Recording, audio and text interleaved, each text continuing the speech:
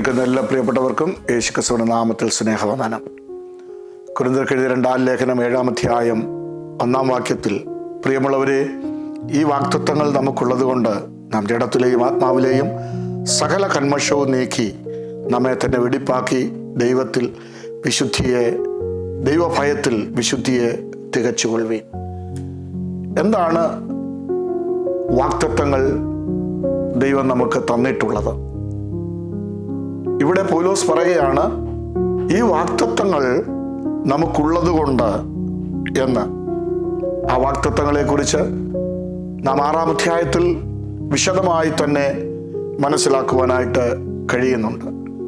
16-ാമത്തെ വാക്യത്തിൻ്റെ 2-ാം ഭാഗം നാം കാണുമ്പോൾ ഇങ്ങനെ നമുക്ക് വായിപ്പാനായിട്ട് സാധ്യമായി തീരുന്നുണ്ട്.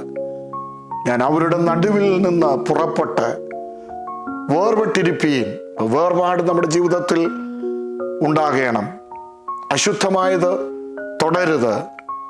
അങ്ങനെയുള്ള നിർദ്ദേശങ്ങൾ നമുക്ക് നൽകി തരുമ്പോൾ തന്നെ നമുക്കുള്ള വാഗ്ദത്തം, ഞാൻ അവരിൽ വസിക്കുകയും അവരുടെ ഇടയിൽ നടക്കുകയും ചെയ്യും എന്നതാണ്. അത് ഏറ്റവും പ്രധാനപ്പെട്ട ഒരു വാഗ്ദത്തമാണ്. കർത്താവ് നമ്മുടെ നടുവിൽ വസിക്കുന്നു, നമ്മുടെ ഇടയിൽ അവനായിരിക്കുന്നു, അവൻ നമ്മോട് കൂടെയുണ്ട്. അതുകൊണ്ട് തന്നെ വിശുദ്ധിയോടെ ജീവിപ്പാൻ നമ്മുടെ ജീവിതത്തിൽ ഇടയായിത്തീരേണ്ടത് അനിവാര്യമാണ്.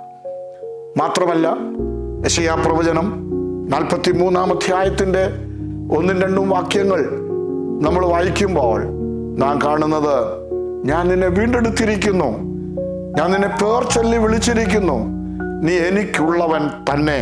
അതുകൊണ്ട് എന്താണ് പ്രയോജനം?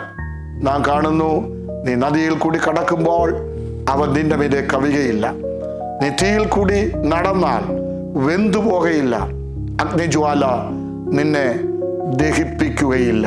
പ്രിയമുള്ളവരെ, ഈ ലോക ജീവിതത്തിലെ നമ്മുടെ യാത്രയിൽ നമ്മെ മുക്കിക്കളയുവാൻ തക്കവണ്ണം ലോകം നമ്മുടെ മേൽ പ്രതിസന്ധികൾ വർഷിപ്പിച്ചെന്ന് വരാം.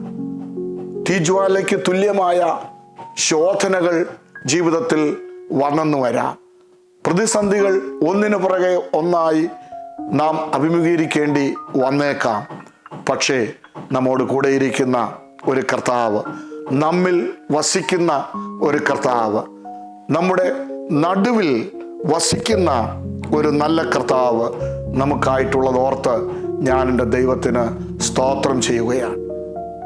ഇവിടെ പൗലോസ് കൊരിന്ത്യ ലേഖനത്തിൽ ഓർമ്മപ്പെടുത്തുമ്പോൾ നമുക്ക് ദൈവത്തോടുള്ള നിരപ്പ് എന്ന അനുഗ്രഹം കൂടെ ഉണ്ട്. അതുകൊണ്ട് ഈ നന്മകളും അനുഗ്രഹങ്ങളും നാം പ്രാപിച്ചുകൊണ്ട് ഈ ലോകത്തിൽ വിജയത്തോടെ കർത്താവിനെ പിൻപറ്റുവാൻ നമ്മെ തന്നെ നമുക്ക് സമർപ്പിക്കാം. നല്ല കർത്താവേ, സ്വർഗീയ പിതാവേ, കർത്താവ് ഞങ്ങൾക്ക് തന്നിട്ടുള്ള എല്ലാ നല്ല വാഗ്ദത്തങ്ങൾക്കായി നന്ദിയോടെ സ്തോത്രം. ആ വാഗ്ദത്തങ്ങൾ അനുഭവിച്ചുകൊണ്ട് ജീവിപ്പാൻ സ്വർഗം ഞങ്ങളെ സഹായിക്കണം. യേശുക്രിസ്തുവിൻ ധന്യമുള്ള നാമത്തിൽ തന്നെ. ആമേൻ, ആമേൻ. God bless U.